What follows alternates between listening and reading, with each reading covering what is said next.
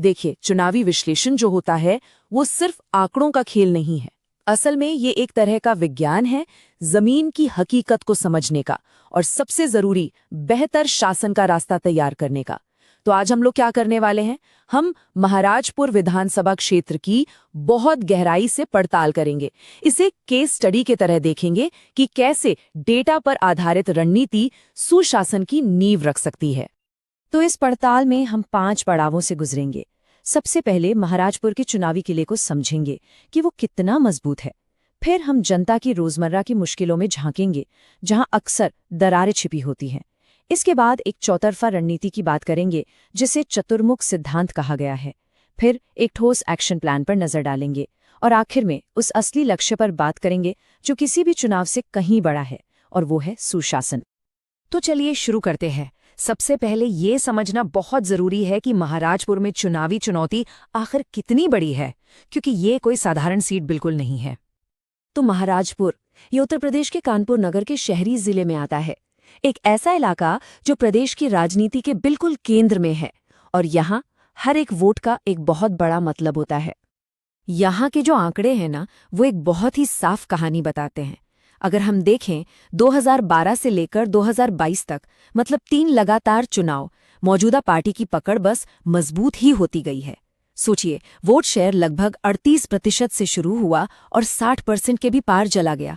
ये कोई छोटी मोटी बढ़त नहीं है, ये एक लगातार बढ़ती हुई लहर है, और जाहिर है किसी भी विरोधी के लिए ये एक बहुत बड़ी चुनौती है।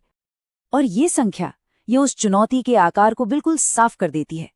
82,261 ये 2022 के चुनाव में जीत का अंतर था। ये सिर्फ एक नंबर नहीं है, ये एक राजनीतिक पहाड़ है जिस पर चढ़ना किसी भी प्रतिद्वंदी के लिए बिल्कुल आसान नहीं। ये चार्ट उस पहाड़ की ऊंचाई को और भी साफ दिखा देता है।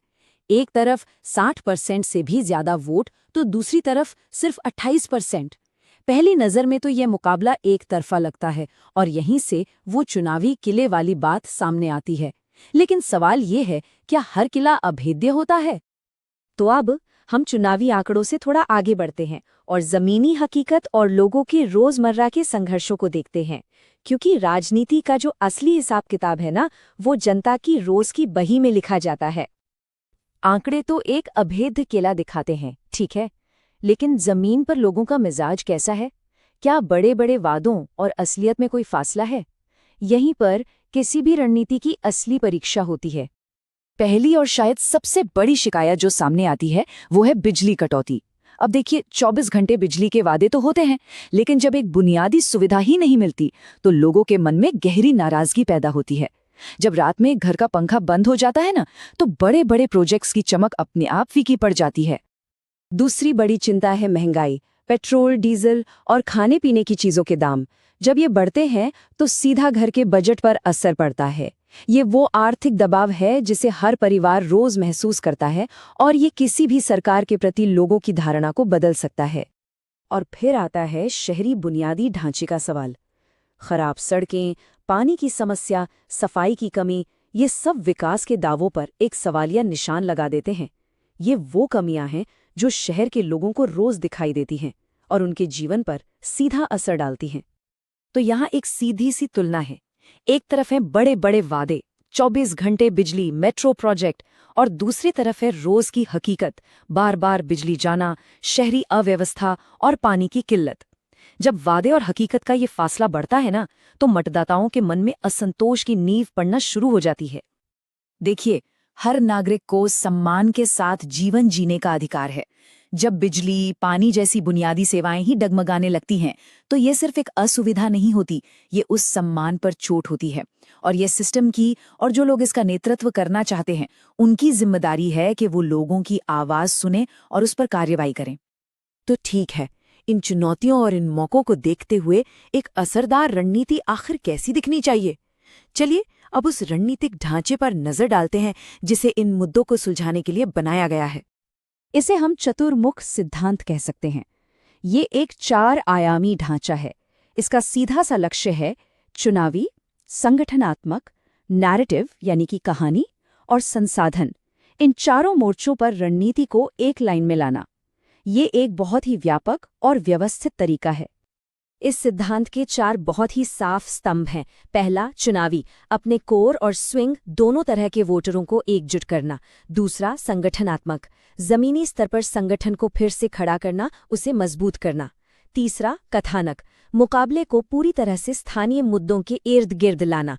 और चौथा, संसाधन, जो भी कैंपेन की संपत्ति है उसका सबसे अच्छा इस्तेमाल करना। अब ये जो कथानक की रणनीति है ना, ये बहुत दिलचस्प है। यहाँ पर सारा फोकस स्थानीय मुद्दों पर है। बिजली, महंगाई, शहरी अव्यवस्था। बड़े प्रोजेक्ट्स के जो दावे हैं उनकी तुलना जमीनी हकीकत से करना और सामाजिक न्याय और कल्याणकारी योजनाओं को सामने रखना। असल में ये एक ऐसी कहानी बनाने के बारे में है जो सीधे सीधे मतदाताओं के रोजमर्रा के अनुभवों से जुड़ जाए, और यही कहानी चुनावी हवा का रुख बदल सकती है। एक अच्छी रणनीति कागज पर तो बहुत अच्छी लगती है, लेकिन जीत तो जमीन पर ही मिलती है। तो अब हम इस रणनीतिक ढांचे से आगे बढ़कर इसे लागू करने के लिए एक ठोस, एक समय सीमा वाली कार्य योजना को देखेंगे। किसी भी योजना का जो केंद्र होता है वो होता है एक सही उम्मीदवार। एक मजबूत, लंबे समय से जमे हुए नेता का मुकाबला करने के लिए आदर्श उम्मीदवार कैसा होना चाहिए? उम्र 40 साल से कम हो, छवि बिल्कुल साफ सुथरी हो, कोई आपराधिक आरोप न हो, स्थानीय जड़ें बहुत मजबूत हों और समुदाय से अच्छा जुड़ाव हो, वंशावाद का कोई बोझ न हो, और सबसे जरूरी, उसके पास सेवा की एक कहानी हो। ऐसा प्रोफाइल बाहरी बनाम स्थानीय की बहस को ही बदल देता है। और ये है उस घेराबंदी का आखिरी चरण, फाइनल 90 दिन। 90 दिन पहले बूथ स्तर पर संपर्क शुरू होता है। 60 दिन पहले स्थानीय नुक्कड़ सभाएं होती हैं। 30 दिन पहले राज्य के बड़े नेता रैलियां करने आते हैं, और चुनाव से ठीक 1 दिन पहले वोटर लिस्ट को फाइनल टच दिया जाता है। ये जमीनी गतिविधियों का एक सोचा समझा स्टेप बाय स्टेप चढ़ाव है। हाँ, लेकिन मतदाताओं तक पहुंचने की इस पूरी प्रक्रिया में एक बात का ध्यान रखना सबसे ज्यादा जरूरी हो जाता है। किसी भी तरह की बातचीत हो, खासकर जब वो राजनीतिक हो, तो नागरिक की प्राइवेसी यानी उनकी गोपनीयता और उनकी सहमति ये सबसे ऊपर है। एक जिम्मेदार पॉलिटिकल प्रोसेस जो होती है वो हमेशा इन सीमाओं का सम्मान करती है। देखिए, भरोसा जो है ना, वो लोगों के पर्सनल डेटा को सावधानी से संभालने से बनता है, उसे तोड़ने से नहीं। अब हम अपने विश्लेषण के बिल्कुल अंत में आ गए हैं, और ये समझना बहुत महत्वपूर्ण है कि इस पूरी मेहनत का, इस पूरी कवायद का आखिरी मकसद क्या है।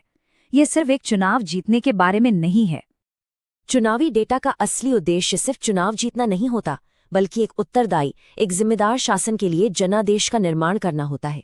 चुनाव एक जरिया है, मंजिल नहीं। असली लक्ष्य तो उन मुद्दों को हल करना है जिन्हें हमने इस पूरे विश्लेषण में पहचाना है, और लोगों के जीवन को बेहतर बनाना है। अगर आप एक जन केंद्रित नेता बनना चाहते हैं और अपने निर्वाचन क्षेत्र का उत्थान करना चाहते हैं, तो blueprintstrategies.ai से mgr@blueprintstrategies.ai पर संपर्क करें या 08042041602 पर कॉल करें। राजनीति से परे एक उद्देश्य।